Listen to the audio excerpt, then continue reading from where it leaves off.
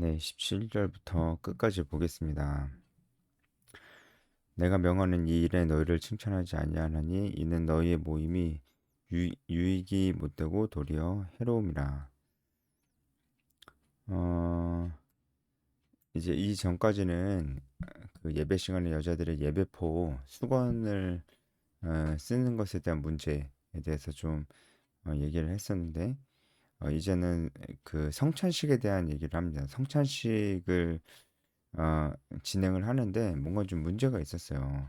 그 문제가 무엇이고 어, 왜 그런지에 대해서 좀 얘기를 하고 있습니다.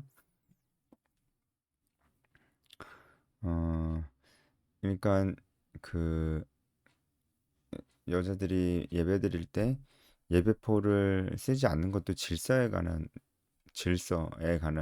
문제였잖아요. 이제 성찬식에 일어나고 있는 문제들도 어떤 그런 질서에 관한 문제다라고 볼 수가 있어요. 이제 그런 것들이 잘 지켜지지 않으니까 너희 모임이 유익이 되지 못하고 도리어 해롭다 이렇게 얘기를 하고 있습니다. 그러니까 이 말씀만 봐도 우리가 그냥 모이는 것만으로 우리가 유익한 게 아니라는 거예요. 우리가 질서 안에서 모이느냐, 특히 하나님의 말씀 안에서 모이느냐가 진짜 중요하다는 겁니다. 그러니까 주일 되면 교회 가고 교회 사람들이랑 친한 사람들끼리 그냥 이렇게 다니고 그런 게 다 유익한 게 아니라는 거예요. 정말 하나님 말씀대로 살고자 하는 그런 모습들이 있고 그런 사람들이 같이 모이고 그리고 이제 하나님 말씀 가운데 그리고 교회 질서 가운데 그렇게 모여야 그것이 유익이 된다라고 하는 겁니다. 근데 우리는 참 뭐 이런 거 이제 모일 때 질서가 필요하고 뭐 이런 잘 지켜야 되고 그런 생각들을 많이 안 하는 것 같아요, 확실히. 근데 그것이 얼마나 중요한지에 대해서 좀 얘기해 주고 있습니다. 먼저 너희가 교회 모일 때 너희 중에 분쟁이 있다함을 듣고 어느 정도 믿거니와 그러니까 고린도 교회에 분쟁이 있다는 얘기는 처음부터 했잖아요.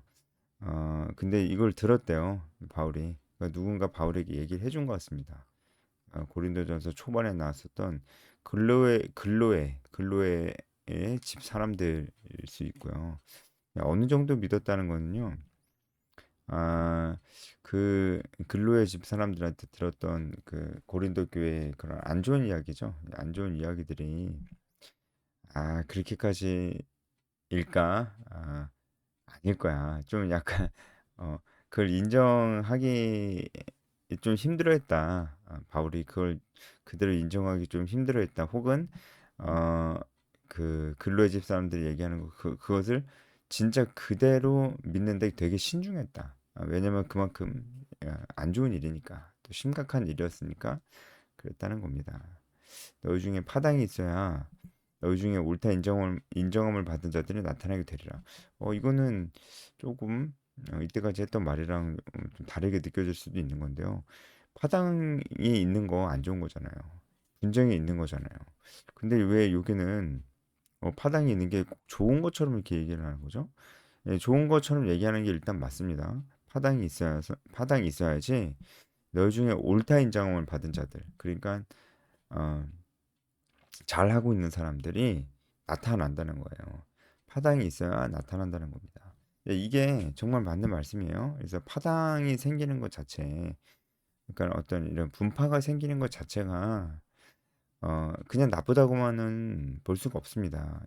이 말씀 제가 이전 영상에서도 고린도전서 초반에 찍었던 영상에서도 말씀을 드렸었는데 한국 교회도 분파가 많잖아요. 그걸 가지고 왜 너는 하나가 되지 못하느냐 이렇게 얘기하는 사람들도 있는데 아 이제 그 꼭 그렇게만은 볼 수가 없다는 겁니다.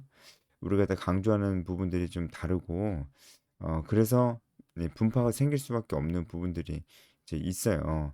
그러므로 인해서 우리가 끊임없이 무엇이 진리이냐, 무엇이 하나님의 말씀이냐, 하나님의 말씀을 우리에게 어떻게 가르치시느냐, 이 문제에 대해서 끊임없이 우리가 고민하고 서로 논쟁하고 찾아갈 수 있다는 그런 장점도 이제 있습니다.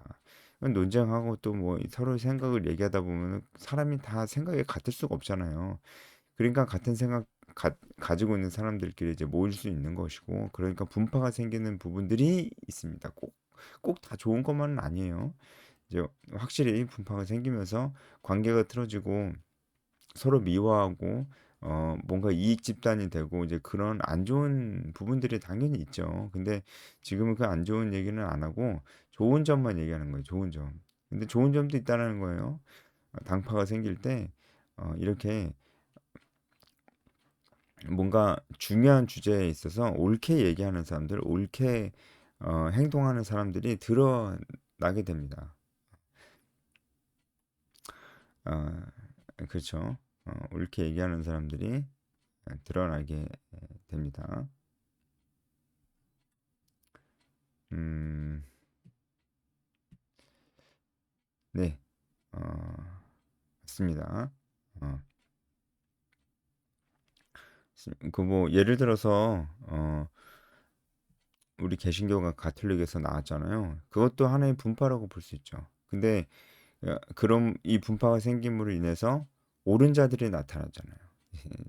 이 개신교가 또 좋은 예라고 볼 수가 있을 것 같습니다. 하지만 어, 하지만 이 분파가 생기고 분쟁하는 것은 좋은 모습, 전반적으로는 좋은 모습이라고는 볼 수가 없습니다. 지금도 이제 바울이 파당이 생기는 것에 있어서 이런 긍정적인 부분들이 있지만 그럼에도 불구하고 너희 안에 좀 문제가 있다라는 걸 얘기해 주고 있어요. 20절에 보면 그런즉 너희가 함께 모여서 주의 만찬을 먹을 수 없으니, 이 얘기는 이제 파당이 생기는 것에 대한 긍정적인 얘기를 하다가 왜 갑자기 주의 만찬은 먹을 수 없다. 그러니까 뭔가 너네들한테 문제가 있다. 왜 이렇게 얘기를 하는지. 예, 그러니까 분명히 고린도 교회 안에 문제가 있었던 것 같아요. 문제가 있어서 그 문제에 있어서 옳게 행동하는 사람들이 나타난 건 사실인 것 같아요. 근데 전반적으로 잘 못하고 있습니다. 문제가 많습니다. 물론 이제 그 문제가 생기고 논쟁 가운데 잘하는 사람들이 옳은 사람들이 나타난 것에 대한 긍정적인 부분이 있었지만 여전히 이 문제가 해결이 되지는 않고 여전히 잘못하는 사람들이 많이 있다는 것을 알 수가 있어요. 그러니까 그런 잘못하는 사람들이 주의 만찬을 먹는 것이 합당하지 않다. 이 얘기를 하는 겁니다. 이제 주의 만찬 얘기 나오죠. 성만찬, 성찬식에 대한 얘기가 이제 쭉 나올 겁니다. 예, 고린도 사람들이 가지고 있다는 이 문제는 바로 성찬식과 관련된 문제였는데요. 성찬식의 어떤 신학적인 의미, 물론 신학적인 의미일 수 있죠. 신학적인 의미일 수도 있지만 어떤 신학적인 학문적인 어떤 이견이나 이런 것 때문에 생긴 문제라기보다는 되게 공동체적인 문제였습니다.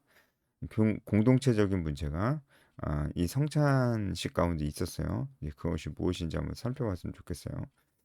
21절 이는 먹을 때 각각 자기 만찬을 먼저 갖다 먹으므로 어떤 사람은 시장하고 어떤 사람은 취함이라.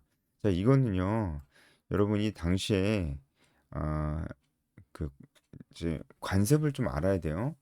이 당시에 관습은 어떤 것이었냐면은 이 초대교회 안에 있었던 관습이죠. 이 초대교회가 이제 성만찬을 할 때 이제 어떻게 했었냐면 이 성찬식 하기 전에 먼저 애찬을 했어요.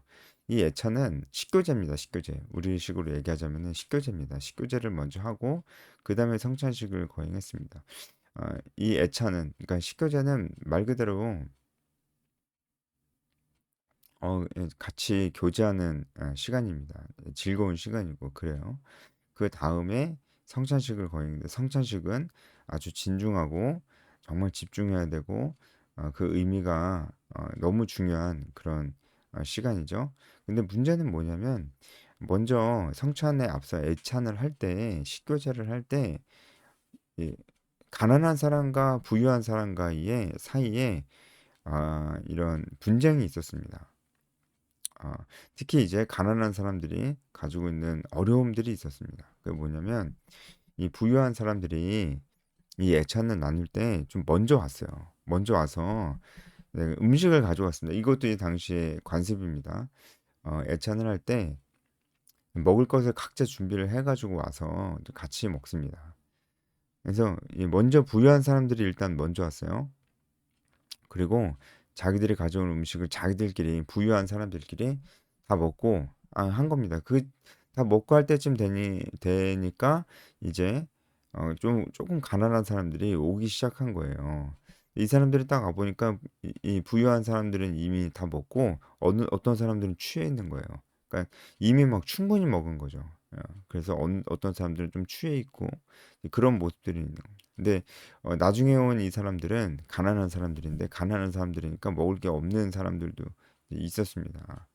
이 가난한 사람들이 왜 나중에 오고 부유한 사람들이 왜 먼저 왔냐면은 보통 부유한 사람들이 이때 일을 잘 안 했어요.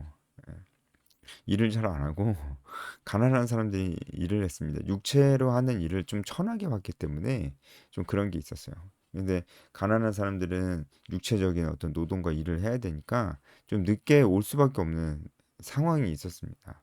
왔는데 막 자기들끼리 다 먹고 막 취해 있고 우리는 먹을 것도 별로 없는데 이게 벌써 공동체 안에서 이런 문제가 생긴다는 게 분파가 생길 만한 그런 이슈잖아요. 그래서 굉장히 상처받고 그런 게 있었습니다.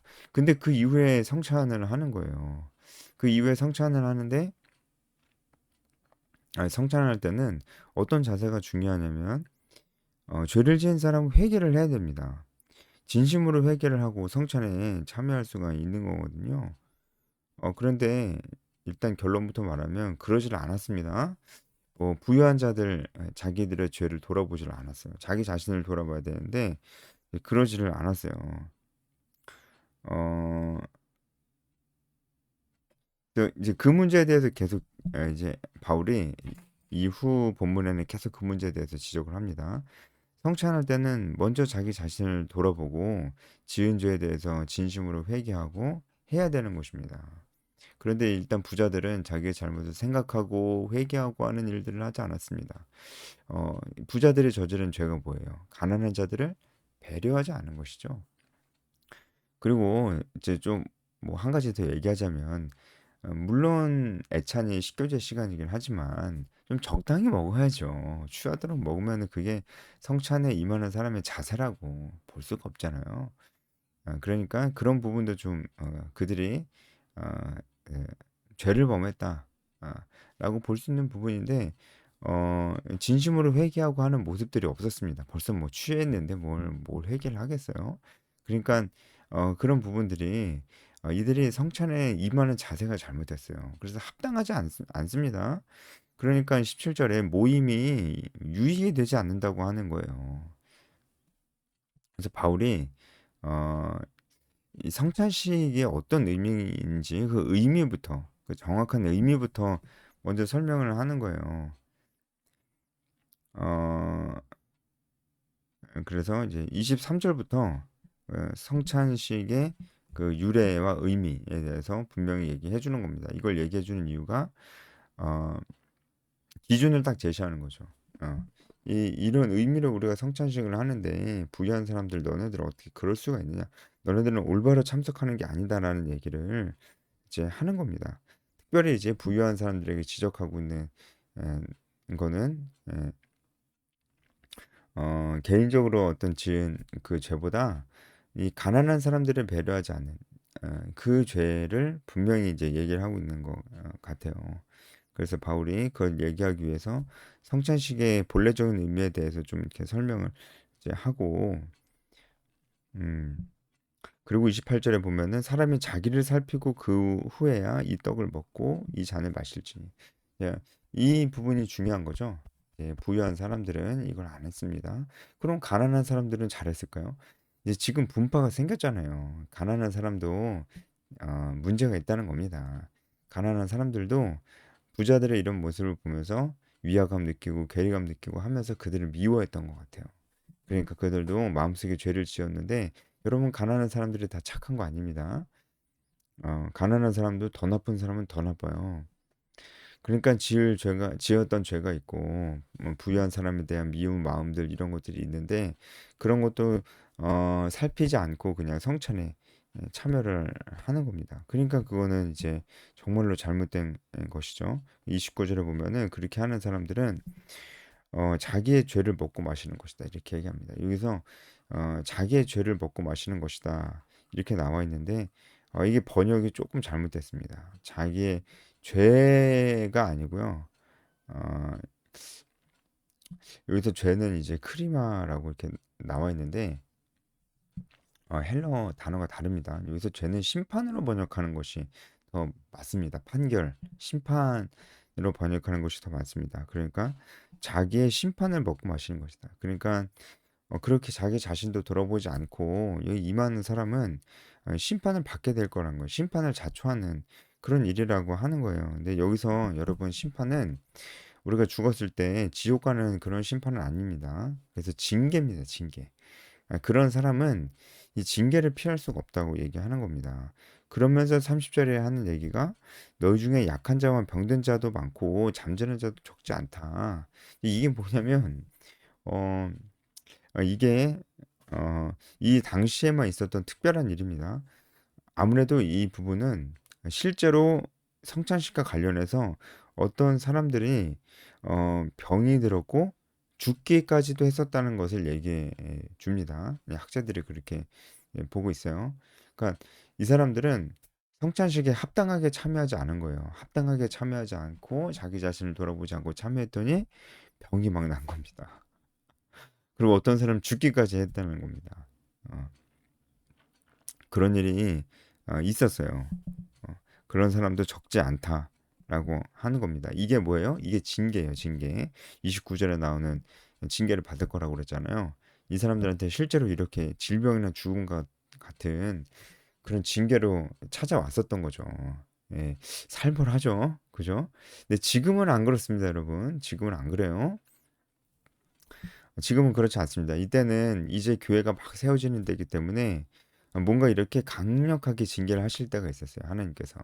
뭐 예를 들어서 아나니아 사피라가 어, 거짓말을 한번 해서 그 둘 다 죽었잖아요. 부부가 둘 다 죽었잖아요. 베드로 앞에서. 그들이 심지어 자기의 전 재산을 가지고 왔음에도 불구하고 거짓말해서 죽었습니다. 근데 지금 막 교회에서 거짓말한다고 죽고 그러진 않잖아요. 그러니까 이 당시에 교회가 막 세워질 때는 하나님이 이 땅에 세워질 교회를 위해서 더욱더 분명하게 징계하시는 부분들이 있었어요. 이것도 그 중에 하나라고 보여집니다.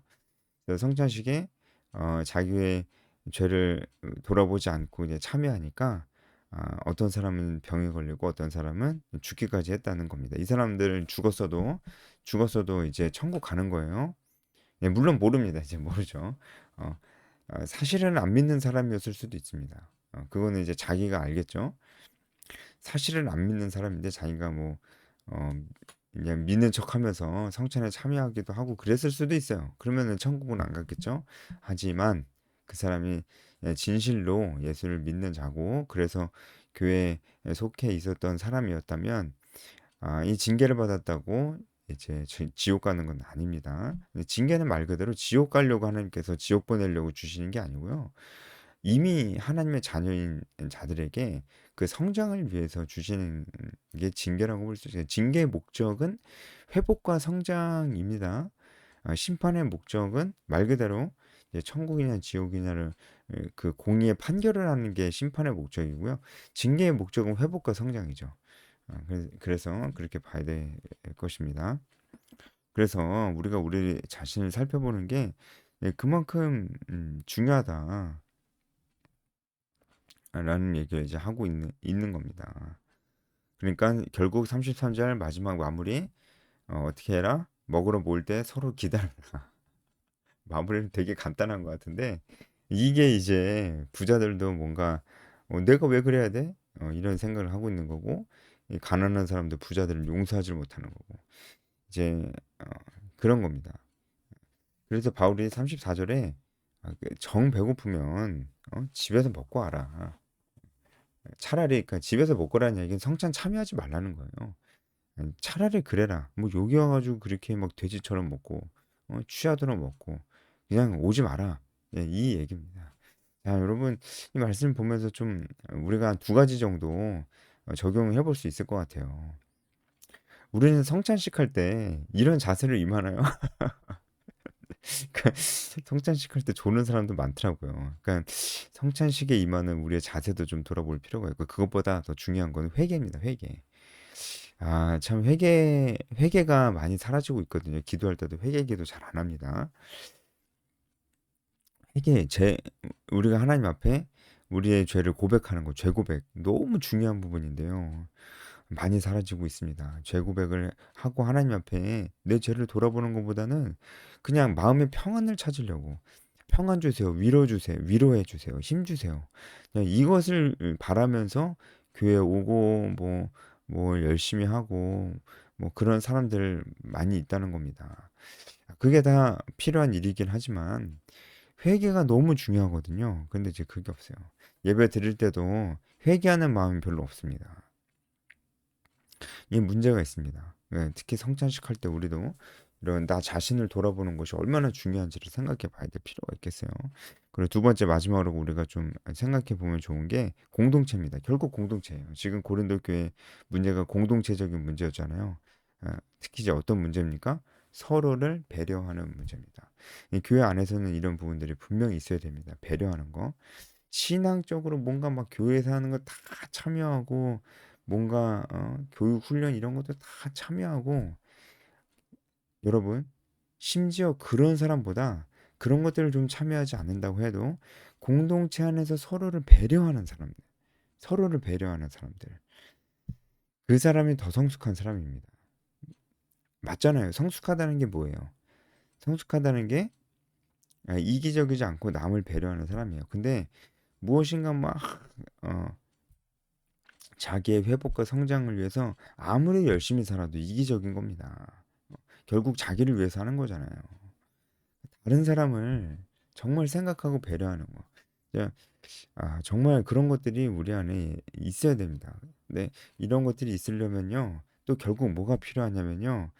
어, 리더가 필요해요. 이 권위 있는 이 리더가 많아야 됩니다. 이런 질서를 잘 잡기 위해서는. 그래서 정말 리더가 많아야 됩니다. 그리고 이 리더에게 권위가 있어야 돼요.